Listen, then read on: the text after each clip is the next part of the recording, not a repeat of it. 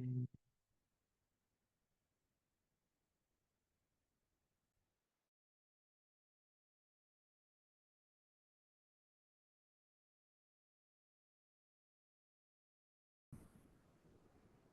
Okay.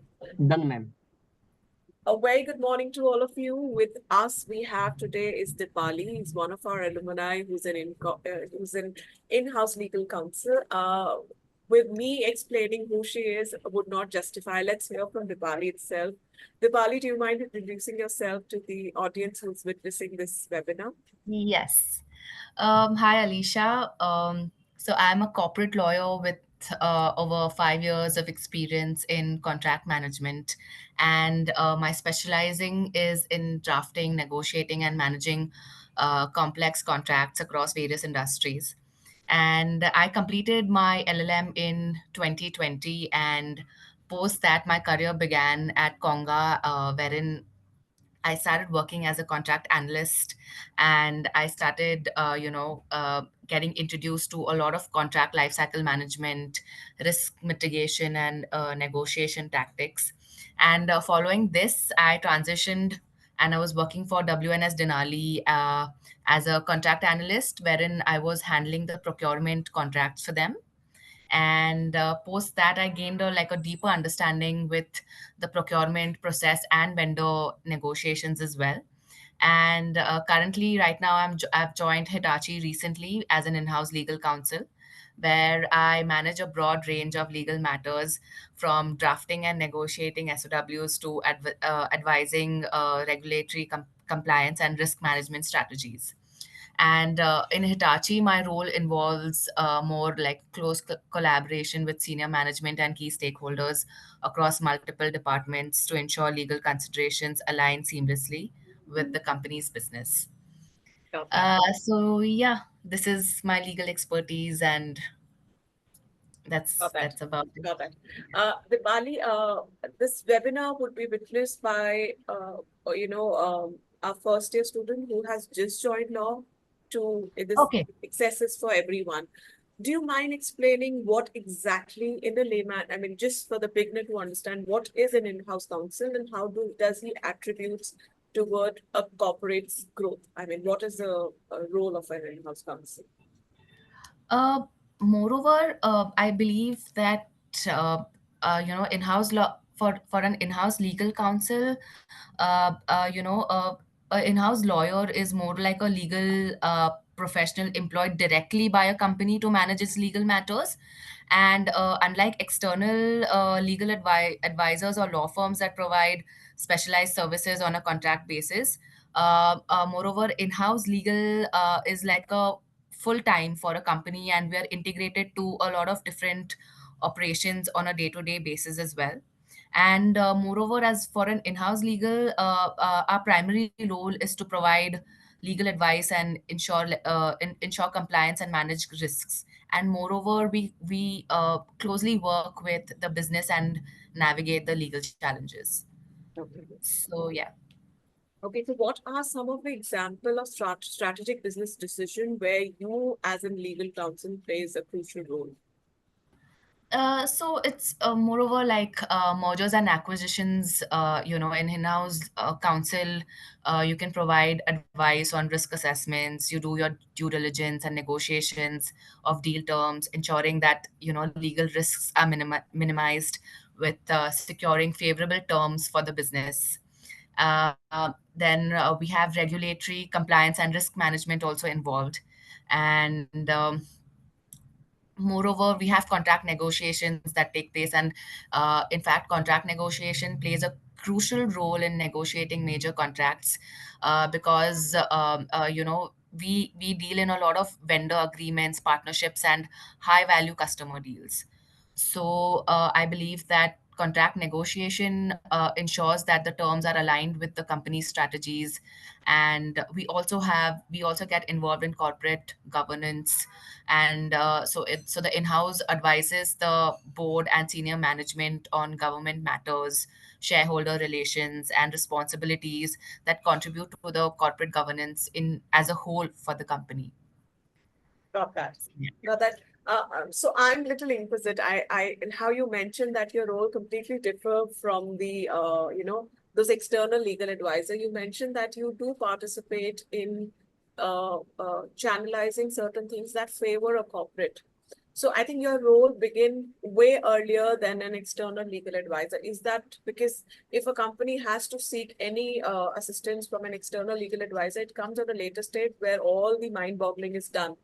Yeah. I think so there where in-house legal counsel, works a little ahead of an external legal advisor in seeking those helps.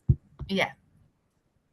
So how do you balance the legal compliance with company business objective without slowing down the decision-making process? So basically, you must have a deep understanding of the company's goals and industries and how the industry landscape is tailored, and how we provide the legal solutions that facilitate rather than obstruct our decision making. So, moreover, we do a good, thorough risk assessment, which involves, the level of risk associated with different courses of actions and suggests alternative solutions that allow the business to move forward with mitigating exposures. And moreover, we have like a very early involvement in decision making because it allows the business also to provide, it gives the business also a path as to what we want. And moreover, the approach is to minimize the need for the last minute legal interventions. So yeah, so like we closely collaborate with business, and I think that's very important for a company to to maintain like the open lines of communication. And we on a regular basis also we contact the business and we work with them very closely. So moreover, as a in-house legal counsel also I've worked in business, and I know how business relations and how the corporate strategies, what business wants moreover. So according to that we tailor our contracts, and we push in and we always negotiate on our paper so basically I work for Hitachi, so we have like a particular template that we work on, so we always push in for those templates, because it's always the vendors coming in and asking us that okay, can we take our make the contracts on our paper. So that way we really have to be very careful. And yeah. Okay. So, what I don't know if this question is why really correct to ask here. How you mentioned that you've been closely working in the business proposal, but this is something that's not taught in law school. What Yeah. other skills an corporate lawyer or an in-house lawyer should possess before, or does this comes while practicing? How does it goes? So moreover, I with me it came with experience, Okay. and it came with closely collaborating on a daily basis as to how the legal works and what the business wants. It moreover came across to me through stakeholder management. So that's how I got to know internally, because usually a lot of companies they do have a team of that comprises of 15-20 people, but some companies also have like a very limited a number of in-house legals working for them, and that's when you get an exposure to work with business closely. So Uh, yeah, this skill set came with moreover like experience, and Experience. currently I am, yeah, and currently also I'm like just updating my skill set with a diploma that I'm currently pursuing right now. So that is also one of And the. what is that diploma for the students who intend to pursue that during their law school? You, Yes. So this diploma is from Law Seco. It's a, I'm sure everyone knows about Law Seco, right. and I am doing a diploma in in-house legal counsel. Okay. Again, yeah. So it's a 6 months course, but you have one. I think you have a two. Yeah, you have a 2 year Right. subscription to that, and it's a really good course. You also have good mentors on the panel who help you through, and who advise you good business tactics on a daily basis. And moreover, for me to join this course was to just be updated as to what the industry standards are and what can I get into and what is new in this in store for me. So yeah. Dipali, all these courses, now the world has evolved, and the conventional way of studies has also evolved. Uh, there are students who are pursuing these courses during their, law. There are so many platform, Coursera, and like you mentioned, Law Seeker, and many more. What are the relevance Yes. of these Yes. courses? Does that really contribute toward your professional growth? Of course, it does because it also helps you in networking, and moreover, uh, my main intention towards these courses is to get a get get a different perspective towards what else can I do other than corporate law. What else can I do? And moreover, it's like you need to enhance your new regulations, so right now a lot of IT tools have come up that help us get a CLM and a contract process very well, because it helps us monitoring our contracts on a daily basis. It's a very systematic tool. Right. So yeah, and moreover, it's like skill development also for me. So for a corporate lawyer, in legal contract management, it just provides me an edge. So yeah, and it also helps you further in credentials, if you want to like migrate from one company to another as well. So yeah. Okay, coming down to where we were, how closely do you work with the senior management and other department to shape your corporate strategy? Um, Like, what kind of engagements are there? Are you involved in financial decisions or HR or marketing? I'm asking this question from a student's perspective.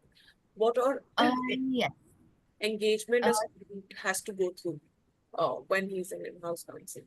So yeah, so working with different departments is also essential because everyone is going to come to you and the business when they're and there's a lot of frequent communication and collaboration with various business units that allow us to align the company's strategy. And in my experience, I've closely worked with business, as I mentioned before, and finance as well. So finance team is crucial during our contract negotiations and budgeting the legal risks. So that's when we go to finance and comply with their regulations and seek for guidance when it comes to that. So closely I've worked with finance, and since I've completed my masters in corporate and finance, so from Jindal, so I have a brief of that as well. So yeah. So how do I understand when you're working with so many departments, there are conflicts between the legal team advice and the business team goals. How do you manage that? I manage it it's a very simple way of managing it, I believe. You just have an open dialogue, and you engage in transparent discussions with the business team to explain the legal risks and, offer solutions that align more closely with the company's business. And I'm always open for like an open discussion, wherein if the conflict is significant, you escalate the man like you always escalate the matter to senior management. But I believe that an open dialogue is the best solution for something like this. Right, right. So yeah. So how does your legal expertise help in identifying the mitigating the risk at an early stage of strategic planning? How does a corporate lawyer decision helps that? The in-house corporate. um, so it's more of like we conduct a lot of due diligence, and we assess risks involved. Basically, more of mm, like we give a lot of attention to mergers and acquisitions and partnerships, and how we can expand that in new markets, and provide a clear picture of legal liabilities that the company could be involved in. And we also construct like we have a contract structuring. So every quarter we ensure that the agreements are structured to protect the company's interests, and we minimize liability and include appropriate dispute resolution, because we also see a lot of cross border transactions that happen. So we got to like keep our agreements structured in a particular way according to the jurisdictions of different countries. So currently, I'm working for Hitachi, Poland, and I am very well versed with EMEA also. And again, GDPR is something new to me that I've been exploring that aspect as well. So yeah, All these right. are the certain. Dipali, could you share certain skills that you think are essential for an in-house counsel to incorporate or influence the corporate strategy effectively? Uh, Moreover, it's got to do with you mean the corporate strategy in the direction of corporation, right? Right. Yeah. So it's got to do with like the role of an in-house legal counsel has evolved from purely being a legal advisor to becoming a strategic business partner. So when you're working as an in-house legal counsel, you'll be well versed with you'll be introduced to so many other departments, and in today's corporate landscape, legal counsel is expected to contribute to everything, like be it compliance, be it governance, be it business. And again, corporate governance and risk management is something that we focus on. And we also believe in, like, I've seen in my experience that increasing the regulatory environments become more complex in an in-house legal, but it's very critical in navigating these challenges while maintaining business growth. Right. So yeah, like, these are the challenges that I've seen, but at the end of the day, it's a learning for you as well. So yeah. Now, I have only two questions from a student's perspective. Someone who's watching this webinar is a student and he intends to become an in-house legal counsel. Is there anything, any piece of advice that you would want to give to our students in said regards? I would just advise that being an in-house legal for a company is something for in even working as an in-house legal counsel, you got to take care of a lot of it's a responsible work. And moreover, my only advice would be is to explore as much as you can, get involved in collaborations with different departments. You get involved more into decision making as much as you can. Allow yourself to research a lot on a daily basis. Even if there's something that comes up that you don't know, make sure you research on it. And like, it's an amazing job at the end of the day. So yeah, like, more of I love being an in-house legal counsel. And my future, I believe that maybe I could see myself working as, like, an entire region, like I'm handling an entire region. But my only advice to everyone working as an in-house legal counsel would be uh, that just do your best, just do a lot of research, involve yourself in different courses that could help you update your skill set. And yeah, that's and just yeah, that's all I would say. And could you explain how has your journey been? How did you get through Hitachi? I mean, I'm talking from a placements perspective. Someone who are in their final year, does these companies floats these opportunity, or how does it come? And how has been um your experience in similar field? yeah. So Hitachi happened all of a sudden to me, honestly, because the thing is, I was looking for something, in a different city, but I just happened to see an opening in Hitachi. And getting into Hitachi, it's a bit. They take some time to get into Hitachi because they have like a thorough process of reviewing your entire skill set, your education, and everything. But uh, Hitachi as a company is amazing. The work is really good. And getting into Hitachi, I just believe that you just have to have confidence in yourself and just go for the interview and just hit it off.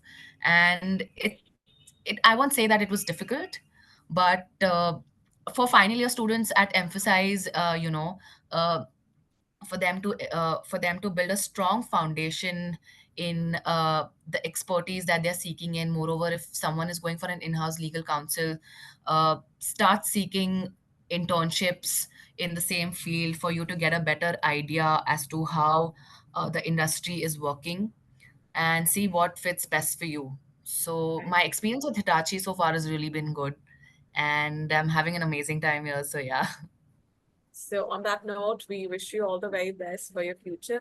However, thank you. Diwali, if some student who intends to seek some, you have some query because currently they're not live because they have classes. We post this Okay. on our YouTube channel. But if someone has some query, can they write down to you on your email address or LinkedIn? Definitely, definitely, So if you definitely, mind sharing definitely. your email address over here, maybe if you could say that. Yes, yes, yes, yes. One second. Should I put it in the chatter? You can just speak it out, and if anybody who watches this video lately has any query, you can write to you and get. Okay. So, yeah. So, I believe for me, LinkedIn would be preferable. So, my LinkedIn name is Deepali Diddee. And in case someone wants to contact me, they can always contact me there, and then I can always help them in any advice, anything they need. And if they want to write, and if they need any advice in that as well, so my email ID is diddydipali@gmail.com. Dipali, thanks. So anyone, they can reach out to me Yes, anytime. Yes. thank you so Thank much, you so much, Dipali. Alisha. It was great. Let that's the best we could expect from an alumni who's who's happy to be a helping hand to the student, because that's all one student would require in their journey, a mentor. And can't thank you enough. It was a very Thank enlightening you so session. much. Hope to stay in Thank you so touch. much. Thank I'm you. really grateful for my alumni, and thank you for having me here. Thank you. Thanks, Chan. Bye bye. Bye bye. Bye bye.